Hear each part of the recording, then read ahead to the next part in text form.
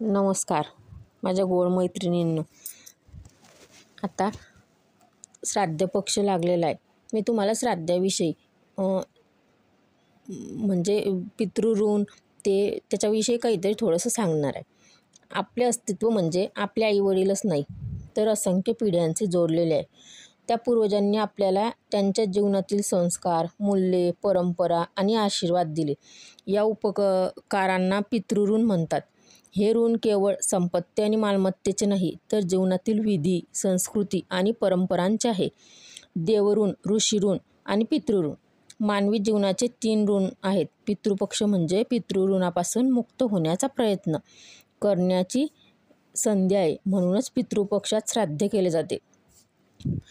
ज्या त्या विधीला आपल्या आपल्या घरचे वेगवेगळे पितृ बसतात. श्राद्ध म्हणजे फक्त एक विधी नाही. श्राद्धाचा अर्थ केवळ धार्मिक विधी करणे असा नाही. पूर्वजांच्या भक्तीने स्मरण करणे, त्यांच्या शुभेच्छा पुढे नेणे, त्यांचे अपूर्ण कामे पूर्ण करणे, कुटुंबाला एकत्र ठेवणे आणि संस्कार येणाऱ्या पिढ्यांना देणे हे देखील श्राद्ध आहे.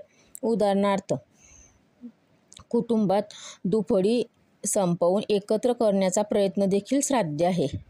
कारण श्राद्धाच्या दिवशी आपण शेजारी पाजारी, आपले ओळखीचे लोक, आपले नातेवाईक जर गावात असले तर त्यांना सांगतो. म्हणजे श्राद्ध एक मोठ्या प्रकारे आपली एक मोठा कार्यक्रमच होतो.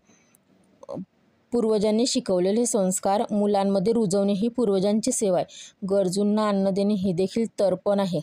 श्राद्ध, आपल्या घरी श्राद्ध राहते त्या दिवशी आपण गाईचा घास वेगळा काढतो, कावड्याचा घास वेगळा काढतो. जर कोणी आपल्या दारी भुकेले आले तर त्यालाही जेवण देतो आपण.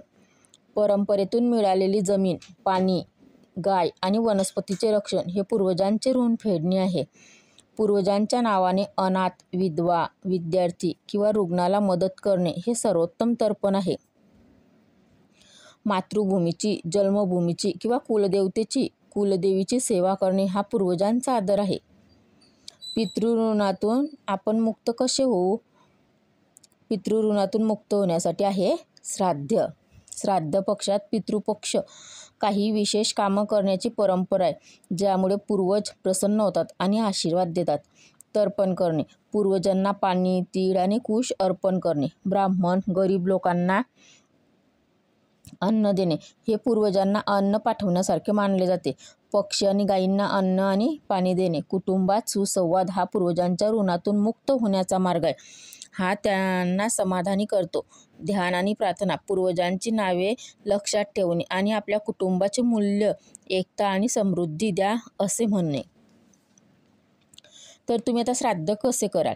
घरी तर्पण करण्याची सोपी व एकदम सुंदर पद्धत मी तुम्हाला आज सांगते. सकाळी स्नान करून स्वच्छ कपडे घाला. घराच्या ईशान्येला किंवा अंगणात दक्षिणेकडे तोंड करून बसा. तांबा पितळ्यांच्या भांड्यात पाणी भरा. त्यात काळे तीळ, कुश आणि काही फुले घाला. दोन्ही हातात पाणी घ्या. ओम पितृभ्या स्वधा म्हणत सूर्याकडे अर्घ्य अर्पण करा. सूर्याला पाणी आपण रोज देतातच ना. मग ज्या दिवशी आपल्या घरी पितृ बसत असतील त्या दिवशी आपण असं करायचं. ओम पितृभ्या स्वधा.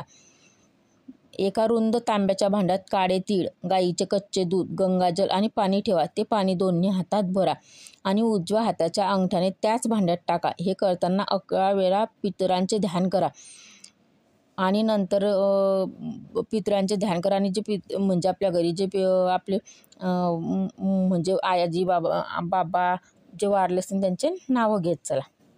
आणि मग म्हणा, हे पितृदेवता हे तर्पण स्वीकारून आशीर्वाद द्या. यानंतर ब्राह्मण, गरीब, प्राणी आणि पक्ष्यांना खाऊ घाला. कुटुंबाच्या कल्याणासाठी पूर्वजांना प्रार्थना करा. केवळ विधीच नाही तर आचार आणि संस्कृती आपापल्या पूर्वजांच्या ऋणातून मुक्त करते. श्री शिवाय नमस्तुभ्यं. तुम्हाला ही माहिती कशी वाटली ते मला नक्की कमेंट करून सांगा. आणि माझ्या चॅनलला सबस्क्राईब केलं नसेल तर सबस्क्राईब करा, लाईक करा, शेअर करा. धन्यवाद.